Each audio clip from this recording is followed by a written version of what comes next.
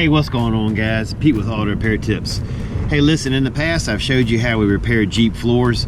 We weld in the floor pans for them, but I never showed you what we do afterwards. We usually spray bedliner in it, and we use a Raptor Bedliner Kit. It's phenomenal when it's inside this floor. It deadens the sound, it protects your inside of a Jeep. You want to go off-roading, you can wash it out. Let me show you what it looks like.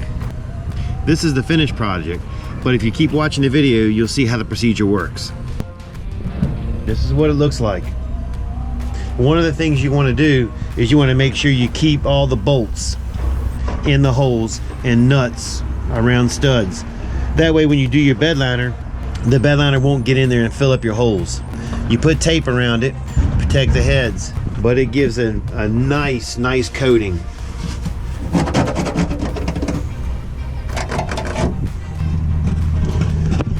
Now right here, this is where I put the floor in at. And then after we put the floor in, we put a protective rust coating primer on it. Then we seam sealed it. Okay, then I bedlinered it.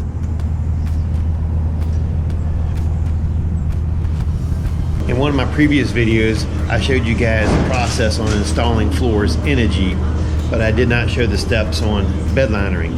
So in this video, we're going to show you the steps on how it takes the bedliner of the vehicle.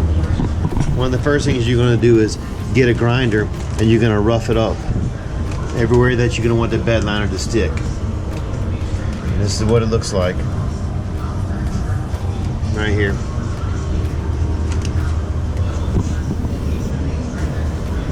I apologize for all the shadows, but the lighting is not the best in here right this minute. Alright, that's where we're at right now. When we begin to shoot, I'll show you that process. When you're mixing a Raptor kit, it's 24 fluid ounces, standard thing, and then it comes with 8 fluid ounces container. And you pour this in here, and then you shake this up pretty thoroughly for at least a couple minutes. After you shake it, you install it on the gun, then you're ready to spray. I've used a few different liner kits, and this Raptor kit is pretty good. I like it the best of everything I've used. Alright, it's time to go shoot. What you're going to do is, he's going to put one even coat around the whole thing.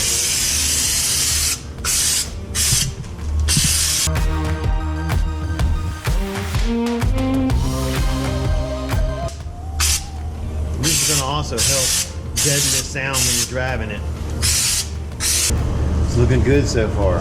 This is going to create a nice sound barrier for him and help protect the inside of this floor.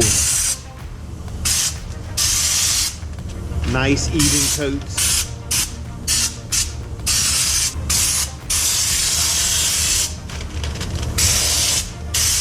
And keeping the gun about 12 inches away. You don't want to get no closer than 12 inches, then it begins to muddle up on you.